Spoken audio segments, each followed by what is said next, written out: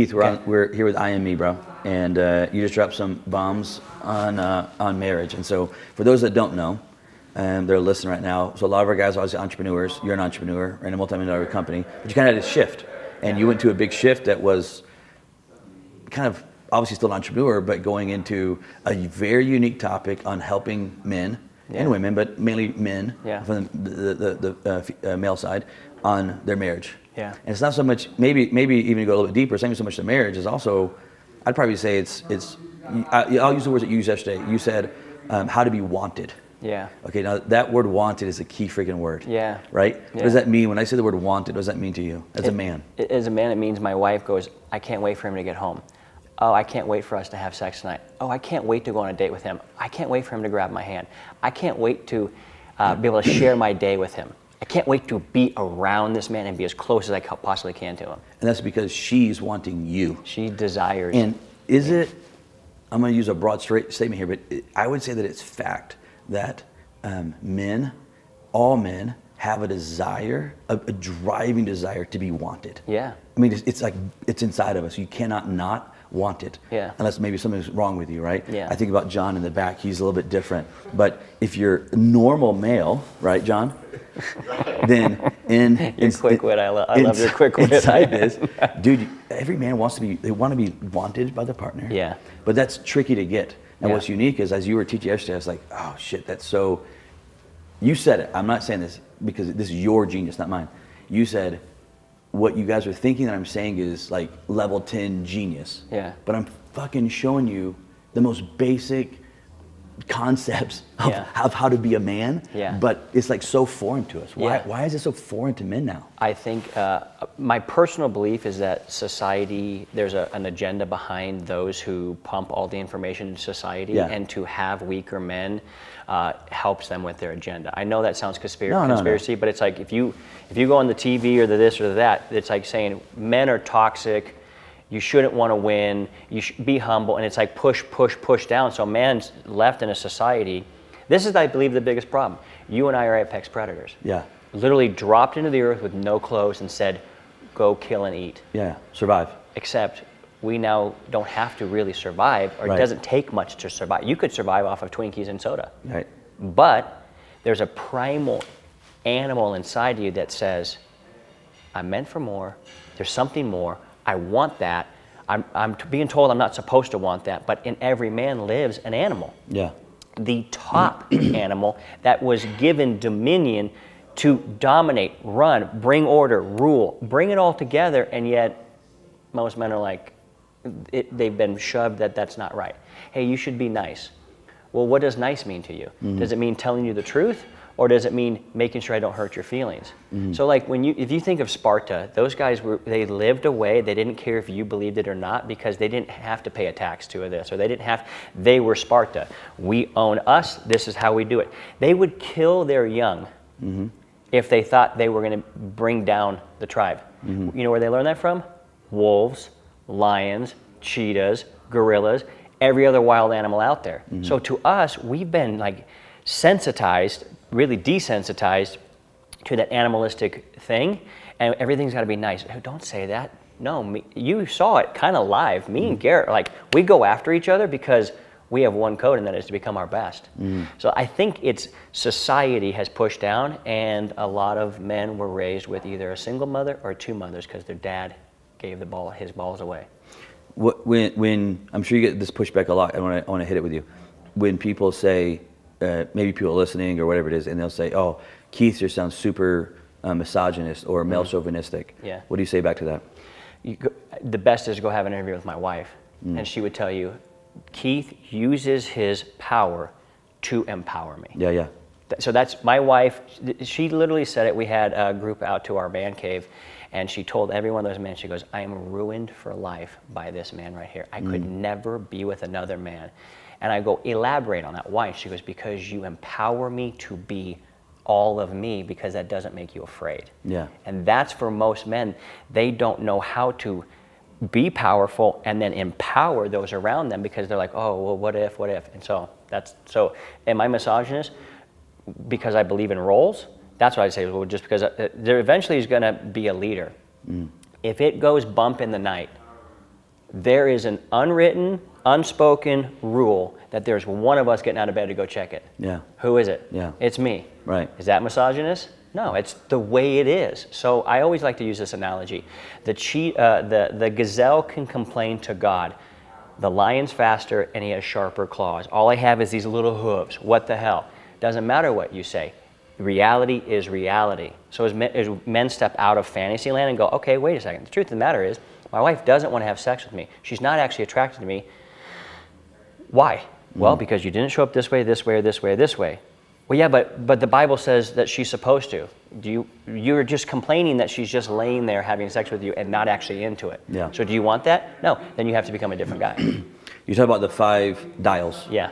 And I don't want to go through all 5 dials, but I want to give to the audience what are the 5 dials that kind of make up where you kind of rate yourself, judge yourself, self-rate. Can we tell Garrett to shut the fuck up? Yeah, it's Garrett. He only has one volume.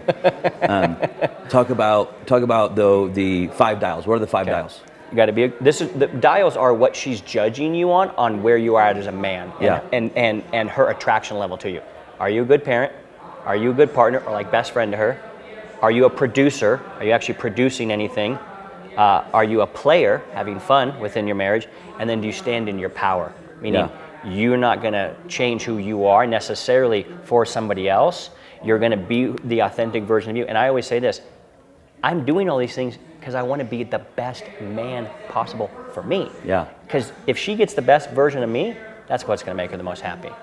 Yeah, I love it because you taught the 5 dials. It was like, okay, your wife is judging you off of, are you being a good parent to our children? Yeah. And if you are or are you not, will change how much she wants you or does not want you. Exactly. Right? Yeah. Because there's a massive difference between a man being wanted and a woman wanted to, you used the words, a woman wants to be TNA. Yeah. Right, was your illustration, right? Yeah. Men, very primal, very basic. It's so funny, like I'm seeing it now and you date, and on the dating scene, it's like, gosh, men are so basic. Like, it's so simple. My sister, who recently went through a divorce, she's younger than me, she went through a divorce, and she had her first date recently, and she came to me asking me, she's like so nervous about this or that, and I'm like, Anna, it's so simple. Here's all a guy wants to hear. Here's how he wants to just say this stuff. Yeah. And it doesn't matter. Like, he will just be absorbed by what you're giving him because we don't have it, right? We long for it. But being a parent, meaning your wife will want you more if you're a good parent to the children. Non-negotiable. Yeah. A woman will resent that you are not investing and spending time in raising her offspring. Yeah. She's wired. It's not a woman goes, oh, she's a bitch. Oh, you got one of those? Every single one of them is wired. That's my cub. Yeah. Step up. Like it's Mama Bear. You hear Mama Bear. You hear the concept of Mama Bear, right? And it's like, again, I think about this when you were talking about last night. That woman, your wife, went to the jaws of death. Right? Like when they give birth, right? Yeah. They go right to that portal of life or death. Yeah. Right when they have a child. Oh, God, that's right? a If you great think about it, right? They go analogy. right to that portal of life or death. And then they live, they have the child. They will forever be protected of that child. And then one of the best ways to show them love and respect is to be a great parent to that child. Because how many times do you see when a divorce happens, the mom is so protective over that child? Oh, yeah. Because it's like it's her offspring, it's her Mama Bear. But you have the parenting. Let me say the one little clever line I love, and that's the reason why how I know women love their children more than they love men. You said it, moms don't divorce kids, but wives divorce husbands. Yeah, so, moms don't divorce kids. Yeah. But wives will divorce husbands. Yeah. So it's like, that happens 100% of the time. Regardless of what any newspapers think, that's what is the truth. Yeah. Then you have the second one, which was the partner. And by partner, what you're saying is you got to be your wife's best friend. Yeah. She has to feel confident, secure, lovely inside of you. Real quick, partner, what does it mean? Well, most guys are hanging out with their wife out of obligation. Yeah. As opposed to obsession of, I want to be a great husband, and being a great husband means I actually care about this. And so I use another clever / crude. It's like she wants to know that you love the whole of her, not just the whole inside of her. Yeah. And so what that means is she goes, why am I've ruined my wife forever is I just love her. Like I go, if I get a one-way ticket to wherever, I go, hey, you want to go? You know what I mean? And it's that type of mentality. So she goes, well, he doesn't just want me for sex. He actually likes hanging out with me. He wants, like, I know my wife's favorite music. I know her favorite, like, I know a lot about her as a human, which means she goes, he's paying attention. Right. And she loves time, and attention. TNA. That's yeah. So a guy who goes, hey, I got all the time in the world for you, babe. What's going on? Mm-hmm. I don't have all the time in the world, and she knows that because I'm creating value in the world. So when I do pause, I don't look at my phone. I'm like, I'm off. We've got date night tonight. Yeah. That could mean we straggle in at 4 a.m. because we just were out dancing and drunk and having a great time, or we come home and go to bed at 8:30 at night. But regardless, this night's yours. What you do not do is take her to Home Depot into a fast food restaurant. Yeah. Was your illustration, which is like so common of men. It's like, I just took my wife out a couple nights ago. We went to Home Depot, grabbed some plumbing stuff that we needed for the house, and then we went and swung by Taco Bell. Just exiting the house does not mean you went out. Yeah. So there's the partnership side, and the third one is the producer. I mean, you got to produce. Yeah, you got to. Nobody did anything great broke. Yeah. Women want security. Yeah, they want security, and they want a man who leads other men. Yeah. It's wired into them because, again, we have all the resources at our fingertips. Yeah. Back in the day when there was real threat, have you ever been camping with literally nothing? Then you go, oh, we're in danger.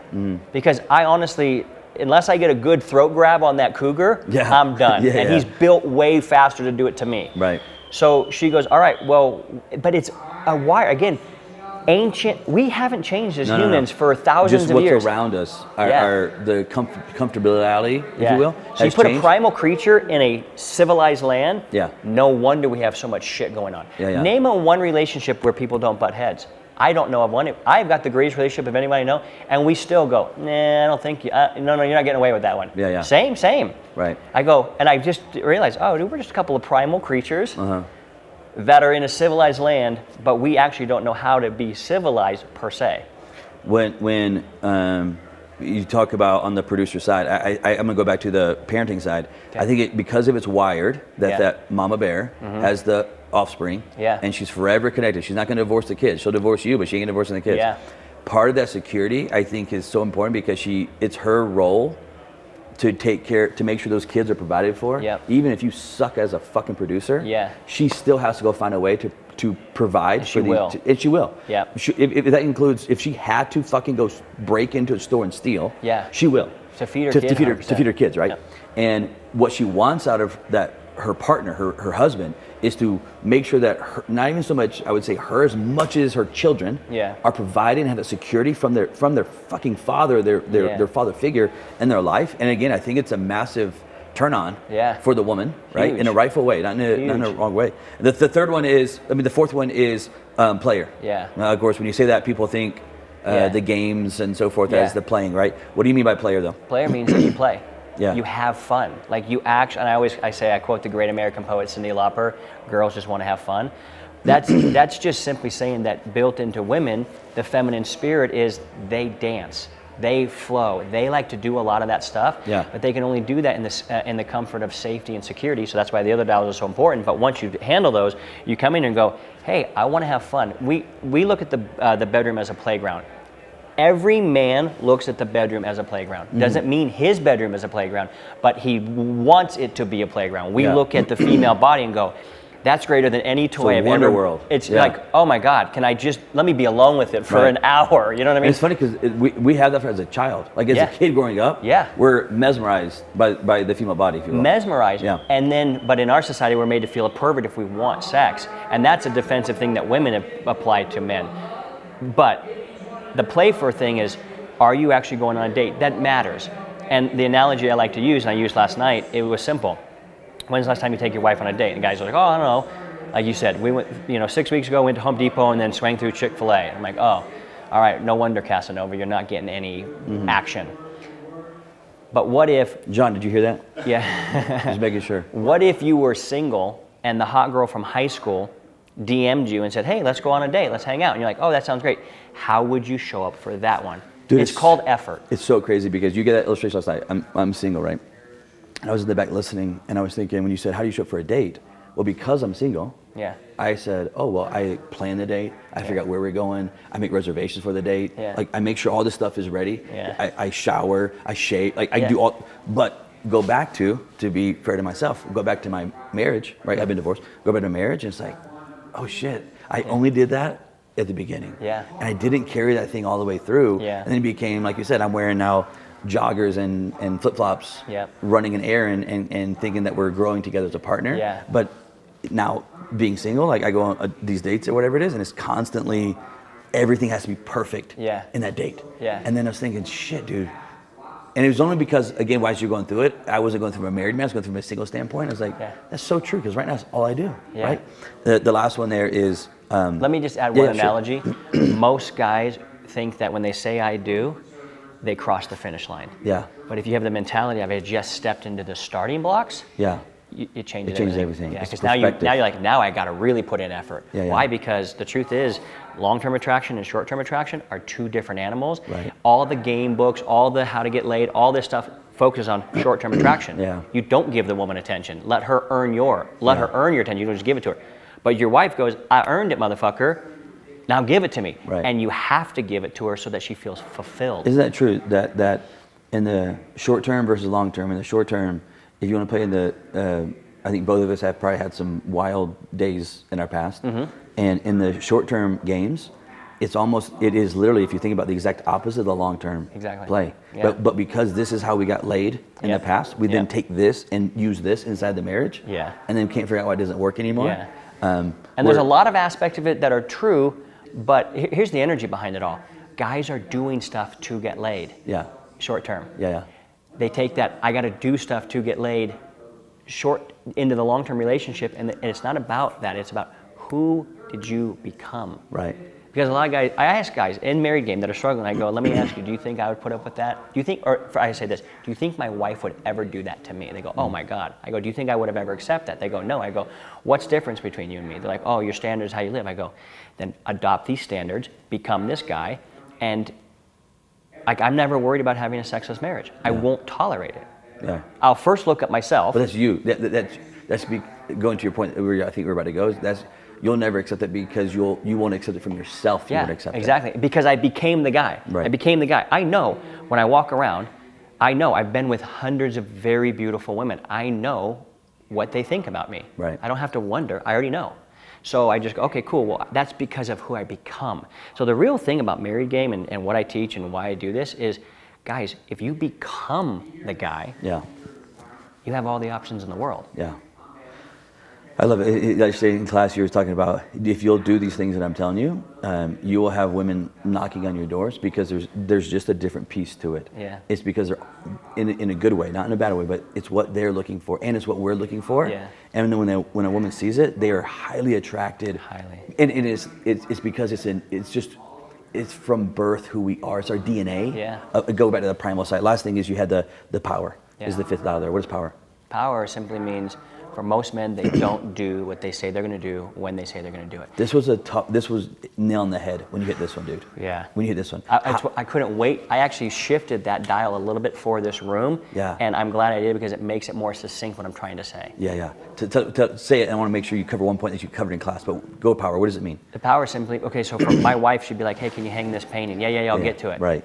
And then literally like a month later, she goes, I'm telling you now, I fucking hate you because you said you would do that and you didn't. And it's showing up in other areas of your life, Keith. Do you know this? And then I had to let my ego go, okay, this is the person who, my wife knows me better than anybody. And she's like, you're not doing this, not doing this, not doing this, but you say you do that. Right. So you're out of integrity. Nobody likes being with anybody that double speaks. We don't like being around people out of integrity. No one does. So it's like, well, that's what you are in your relationship.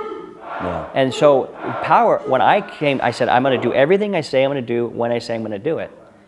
She's like, literally, because I've given a speech like this, AlphaCon. And guys came up and they would ask her, because she was there, is this real? She goes, everything that comes out of that mouth is 100% true, or else he will not say it.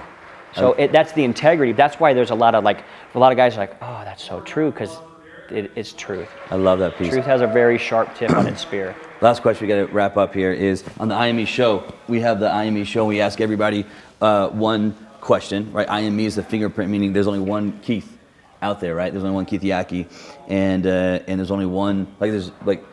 You are individually just you, right? And so in IME, we ask one simple question, which is, Keith, when it's all said and over with, when it's all done, life is over.